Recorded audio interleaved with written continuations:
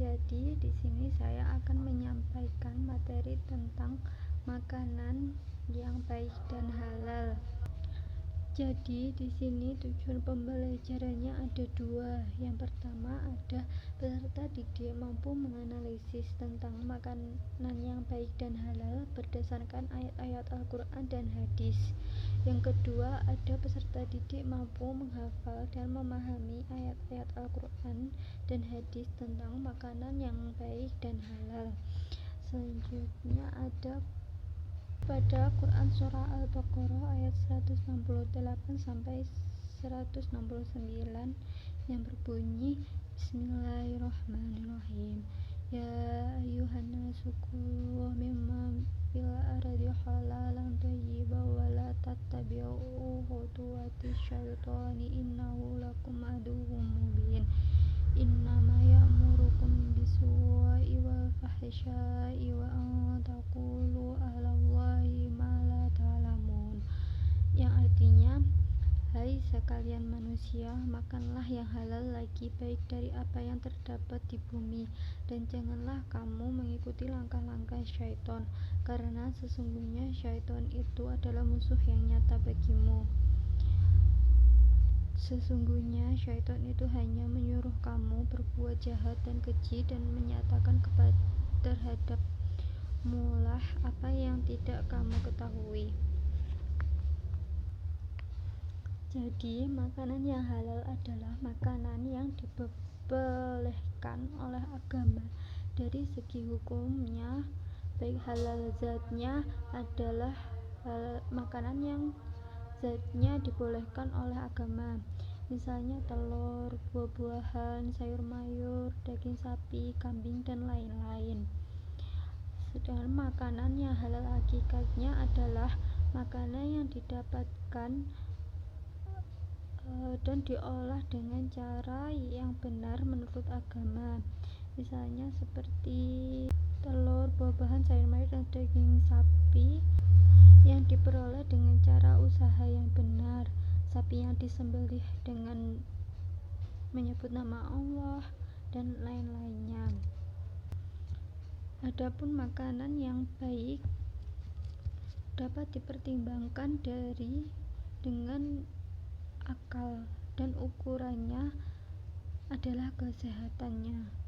Artinya makanan yang baik itu adalah yang berguna dan tidak membahayakan bagi tubuh manusia dilihat dari sudut kesehatan.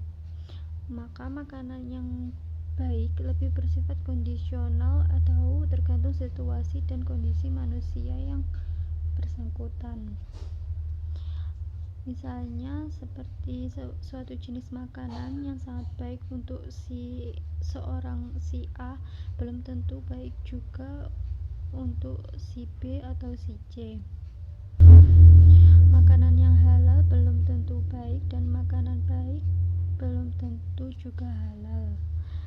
Misalnya seperti daging kambing yang sudah disembelih dengan menyebut nama Allah lalu dimakan mentah tanpa dicuci terlebih dahulu. Selanjutnya ada hadis riwayat Abu Dawud yang artinya dari Al-Miqdam bin Ma'di Karib dari Rasulullah SAW. Beliau bersabda, wajib atas kamu berpegang teguh dengan Al-Quran. Apa saja yang kamu jumpai dalam Al-Quran halal, maka halalkan. Apa saja yang kamu jumpai dalam Al-Quran haram, maka haramkanlah. Ketahuilah tidak halal hewan buas yang memiliki taring, kedelai jinak, barang temuan dari harta orang kafir mu'ahad yang menjalin perjanjian dengan negara Islam, kecuali ia tidak membutuhkannya, dan siapapun laki-laki yang bertamu kepada suatu kaum dan mereka tidak menjamunya, maka baginya untuk menutup ganti yang seperti jamuan untuknya. Dari hadis riwayat Abu Dawud. Hadis tersebut menjelaskan mengenai salah satu ciri atau karakteristik hewan yang tidak halal untuk dikonsumsi, yakni hewan buas yang bertaring. Selain itu, Rasulullah juga menyebutkan secara spesifik yang diharamkan Allah, yakni kedelai jinak, barang temuan dari orang kafir muahad. Jadi kesimpulannya adalah Allah Subhanahu wa Ta'ala memerintahkan kepada segenap manusia agar memakan makanan yang baik dan halal. Allah juga memperingatkan agar tidak mengikuti langkah-langkah atau jejak-jejak syaitan, karena syaitan adalah musuh manusia yang nyata. Allah menganjurkan kepada orang-orang yang beriman agar memakan makanan yang baik dari apa yang dirizkikannya. Dalam keadaan darurat boleh memakan yang diharamkan Allah sebatas keperluan untuk menyelamatkan diri.